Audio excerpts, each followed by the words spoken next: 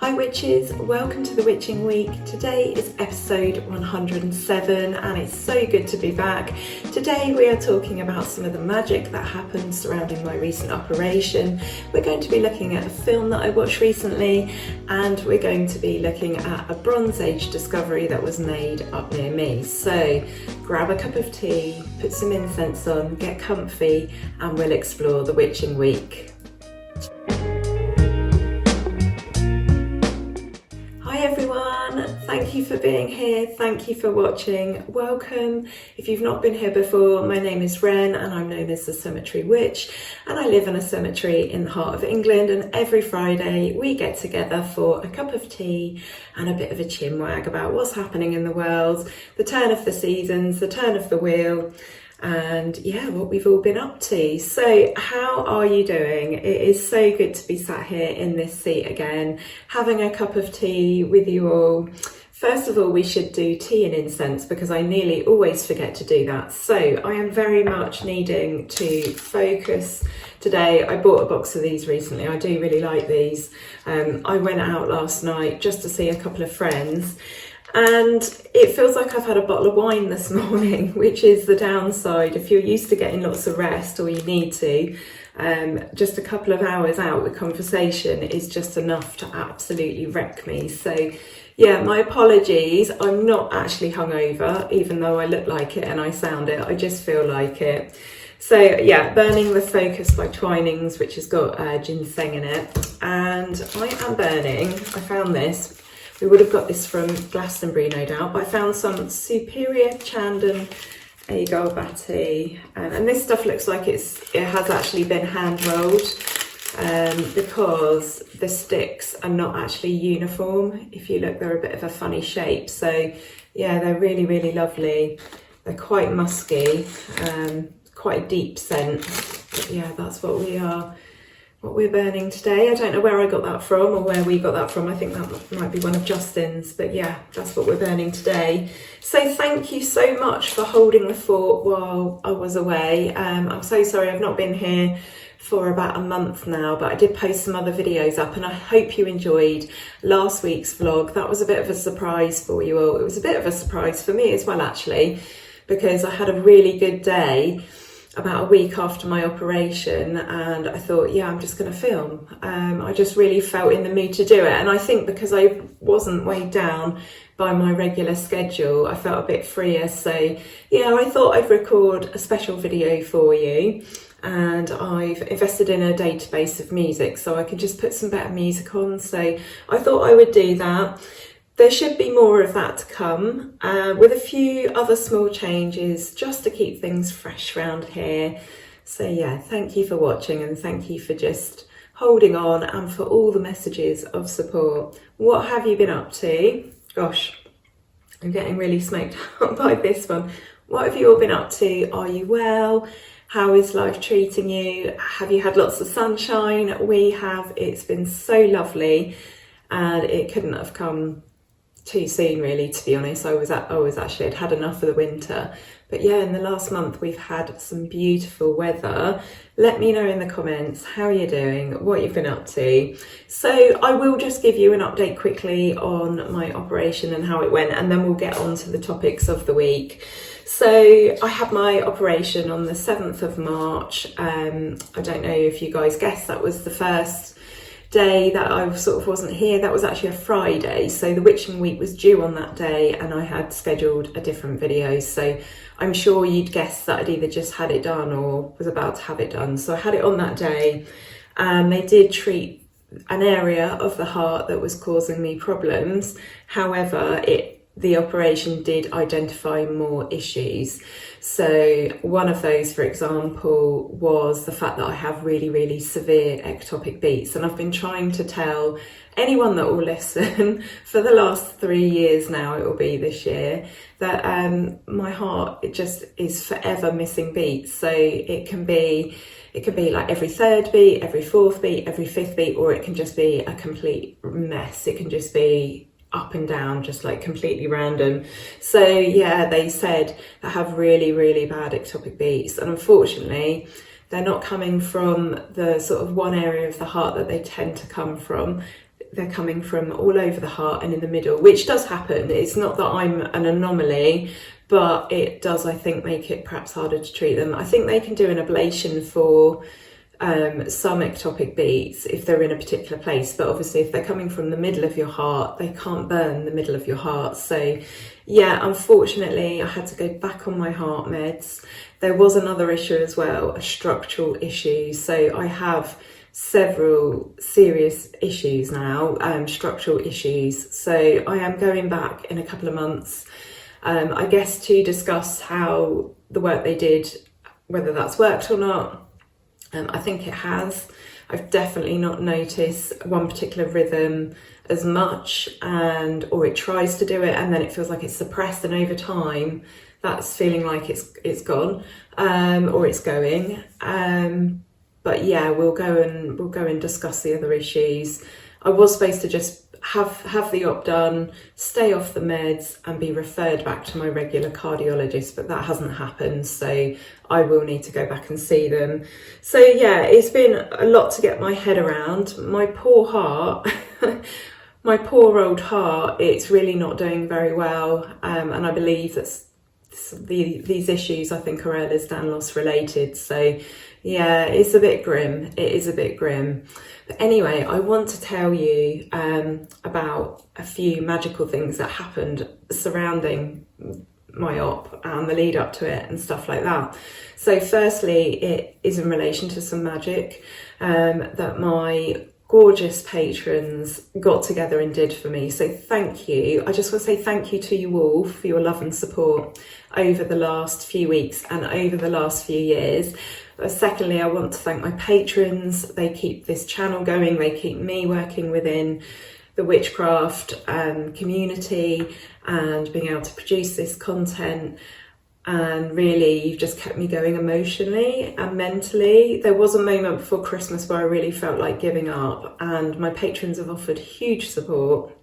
But they also did an act of magic. They got together. So really, I want to thank Daniel first and foremost for coming up with the idea. Michelle, he worked with, well, I think it might have been Michelle's idea. I'm not sure. Between them, they had a conversation.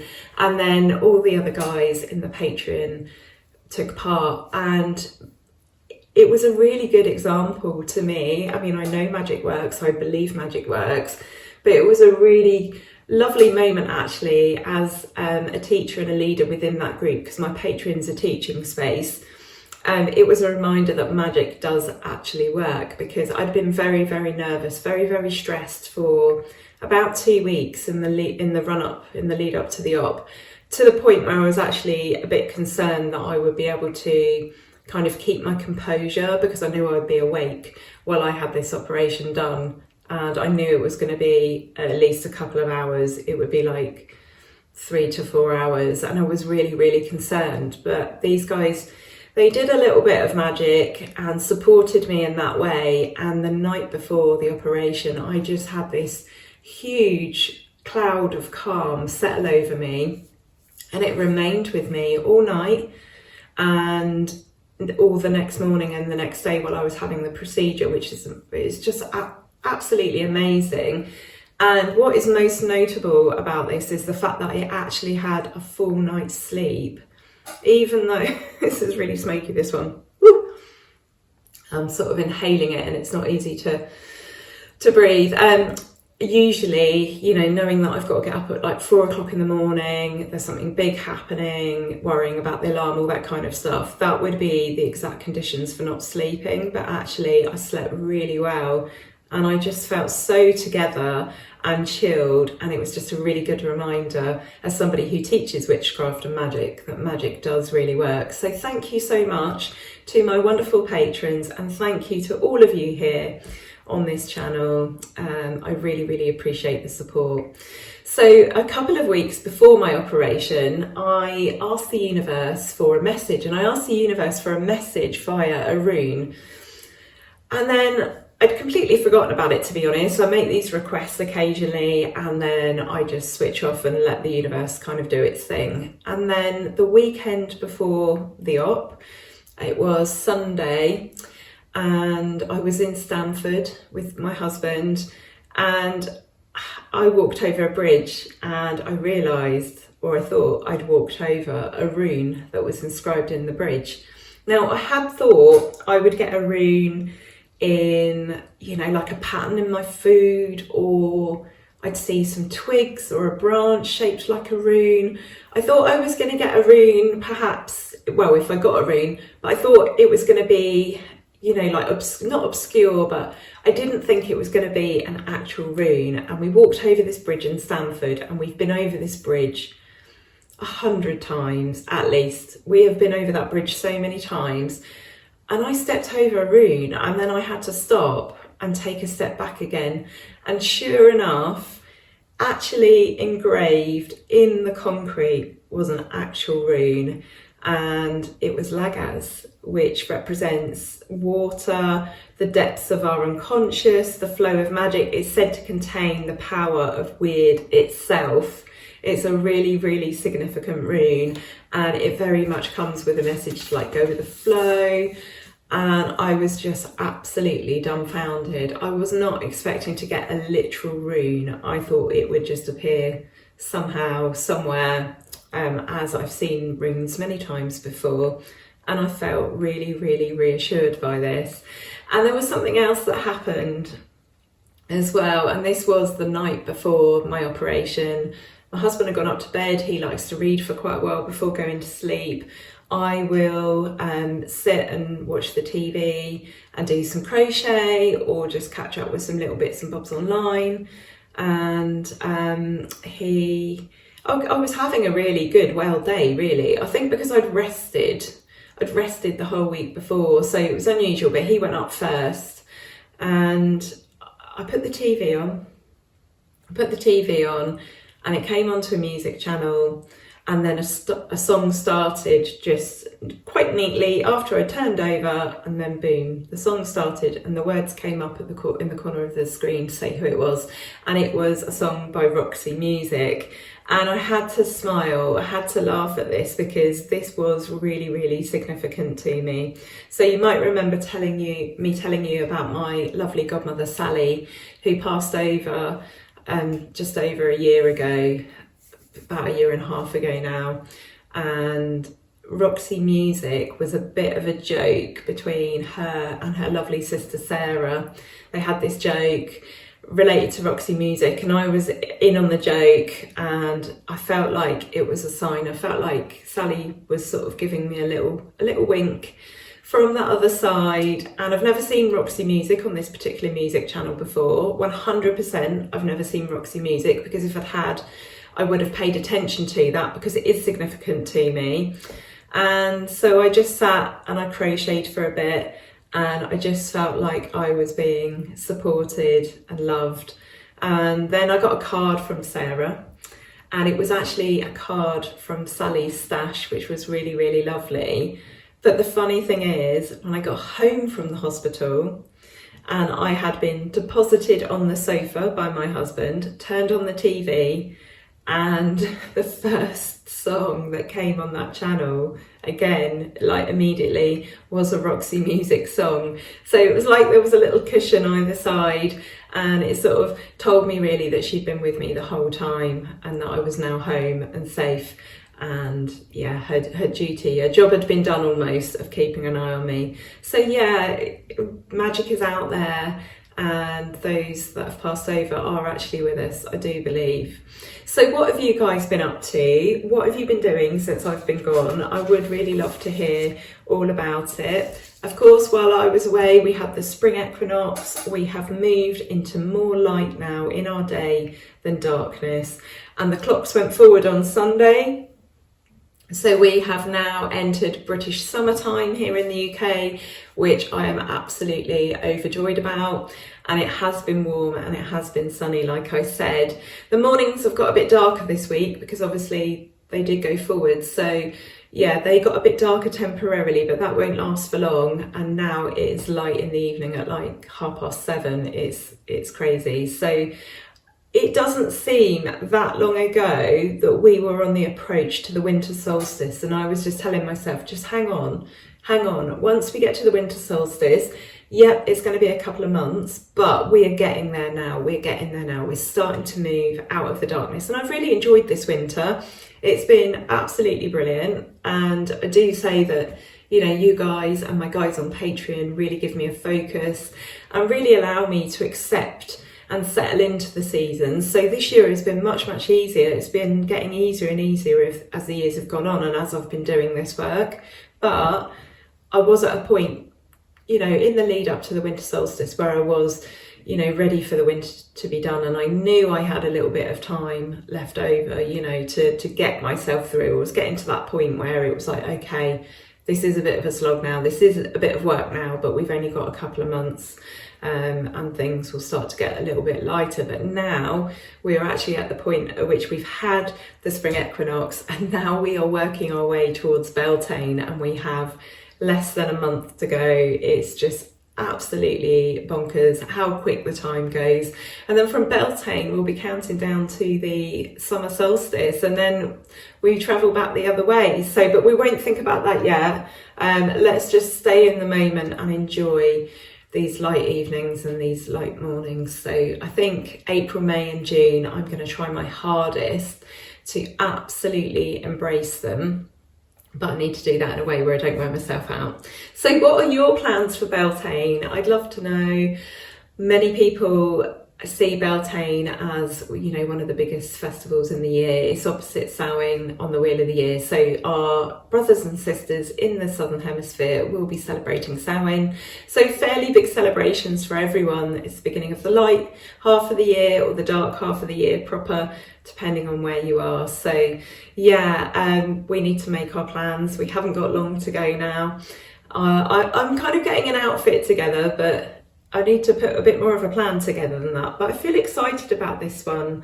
I feel excited, and it's really weird because when you do get given, you know, not good news about your health, and it's been like that for a while, and you feel like you've been quite close to the brink on occasion, it does make you really, really appreciate life. And weirdly, even though I've got limitations and challenges, I'm enjoying life so much more. Everything is so much more poignant. But then at the same time, like my stepkids laugh at me, my kids laugh at me, because if I watch something really, really emotional, I just can't help but cry. And I have to be really careful not to get to the point where I'm absolutely sobbing. I think this might be a getting older thing, just generally. You just really, really come to feel things really, really deeply.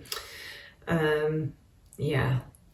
So moving on to our next topic, I wanted to tell you about the Baptist minister. So I told you before that I went to a witch and stitch evening where most of us were ladies over a certain age, easily most of us over the age of 40, a couple of young ones, but we were happily sewing and stitching and knitting and crocheting and enjoying cups of tea and hot chocolate, nothing too satanic. And the local Baptist minister turned up to see what the evening was all about. He'd obviously seen it advertised online. Well, he actually came back for our first session of Ask a Witch up at the old smithy, and he was a really, really nice guy. I didn't realise who it was at first because I'd only caught a glimpse of him just sort of in the hallway, and he had a coat and I think a hat. But anyway, this guy turned up to Witch and Stitch, and it was a lovely evening. We sat and listened to our friend Luke answer some questions, and the idea was anybody at all could turn up, ideally not a witch, because that's the point. You ask a witch some questions and you find out about witchcraft, what it is to be a witch. And this guy was asking lots of questions, and then about half an hour in, the penny dropped, and I thought, this is the Baptist minister, I'm sure of it, because he's obviously a real theologian, and he was asking all these theological questions, and it was just the way that they were framed, and lots of questions on morality and how do we make decisions and things like that. And I realised, you're either the Baptist minister that's come back, or you're somebody else who is actually religious. And sure enough, it was the Baptist minister. I mean, he was very nice. He totally respected that it was our space. I think he was checking us out. He obviously felt it was his duty as clergy in our community. But he had some food with us, he had a cup of coffee, you know, he shared food and drink with us, and he was in the spirit of it, and he asked some interesting questions. He asked a couple of questions that, yeah, I wasn't so sure about. But yeah, all in all, it was a lovely evening, and I think hats off to him for coming along and being open-minded and being prepared to talk to us and ask questions, perhaps before completely making a judgment. And I've got no doubt that he left that evening not feeling too worried about the other people in his community. But it was a very, very interesting evening. But yeah, I thought hats off to him. And he was actually a really, really nice guy. I mean, not suggesting that he wouldn't be, but obviously, you know, we felt maybe a little bit aggrieved that he turned up originally to check us out. But I think he did the right thing. He came along to the evening where he had the opportunity to ask questions and to chat to us all as a group. And I think it went really, really well. So yeah, I think he probably just felt a bit sorry for us ultimately, maybe, because I think he perhaps feels that his is a serious religion, and also I'm sure he has certain views on how he feels will be what we'll experience and what will happen to us and how we'll be treated when we die. Perhaps, I don't know, but yeah, that was an interesting evening for sure. We saw a film recently called The Menu, which is a 2022 film starring Ralph Fiennes and Anya Taylor-Joy. I really like the other things that she's been in, so I thought, yeah, let's give this one a go. And it was about an exclusive restaurant on a remote island, and a foodie goes there. He's managed to get himself a ticket, like a limited ticket, and him and his kind of girlfriend, sort of girl he's been seeing, they go over to this island, and there is this lavish menu, but there are lots of surprises. So it was okay. We found it entertaining. It was rated as 7.2 out of 10 on IMDb, and Rotten Tomatoes gave it 88%, so not too bad a score. And it was a satirical kind of black comedy about the snobbery of food critiquing, and about people that have got a lot of money but not very much in the way of discernment and common sense. Yeah, it was okay. It was all about this chef that it was about the artistry. It was about the artistry of food, but it was all very pretentious. And so you had this chef that was creating these amazing dishes, but then there was a bit of theatre that would be attached to, you know, the presentation of this food. I don't want to spoil it for you. Really, really quite an interesting plot, really, and quite clever. It was all right. You might want to check it out. If you can't find a film, if you've looked for a film to watch and you've drawn a blank, then at least give this one a go. I'd say it was entertaining. It was okay. Probably not the best film I've seen, but definitely not the worst either. Have you seen any good films recently? I would love to know. And what about any witchy films? Can you recommend any? I need to make a list of them and work my way through them. I haven't seen things like Practical Magic or Charmed. They're not really my kind of film, I don't think. I haven't rushed to watch them because I wonder whether I'll find them frustrating or enjoyable or entertaining. I don't really know. I know a lot of people make their way to Witchcraft via these sorts of films, and to me that feels a little bit weird. There's nothing wrong with that, but for me, I don't know, I'm a bit more traditional. I like things like The Witch, The Wicker Man. I did enjoy Midsummer. Haxan is a great film, The Witchfinder General, those very sort of classic sort of cult films. That's much more my bag. However, I do think that I need to probably watch Practical Magic and Charmed. Not Charmed, what is it called? There's Practical Magic, and then there's another one, The Craft, that's what I'm on about, not Charmed. I don't really want to watch Charmed, but anyway, I'm sure it's very good, but not my cup of tea. There is a whole list of witchy related films on Google, so I might start working my way through that. I think the ones I like are very much considered like folk horror. That's very much my kind of bag. I love folky films, and the more kind of 70s with awesome outfits and sort of screen sirens, the better really. That's my kind of bag really. But yeah, if you've got any suggestions, please let me know in the comments. Please let me know if there's a witchy film that you've seen that you just absolutely adore. I would love to try it if I haven't already. So they have discovered a Bronze Age stone circle up in Matlock, Derbyshire, which isn't too far from me. It's about an hour away, I think. There was a single stone on this site called the Farley Moor Stone, and it was thought to be a single stone. And then a very bright 24-year-old archaeology enthusiast insisted that it must be part of a complex. And they did an investigation, and this young chap or young lady was absolutely correct. And they found 5 other standing stones and a ceremonial stone platform. So dating back to about 3,700 years ago.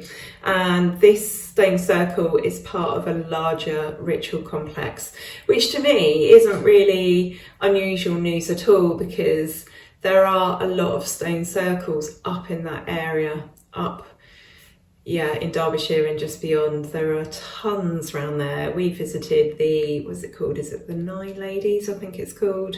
Yeah, the Nine Ladies, my memory escapes me now.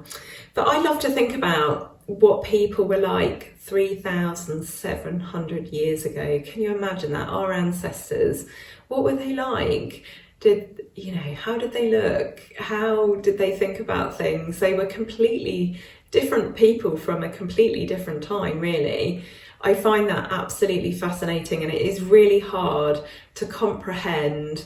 In many ways, I'm sure people back then were exactly the same as people are now, but then they lived in a completely different world. I don't know. I love this sort of stuff. It's the sort of thing that I think about if I wake up in the middle of the night, and then that just keeps me awake even longer.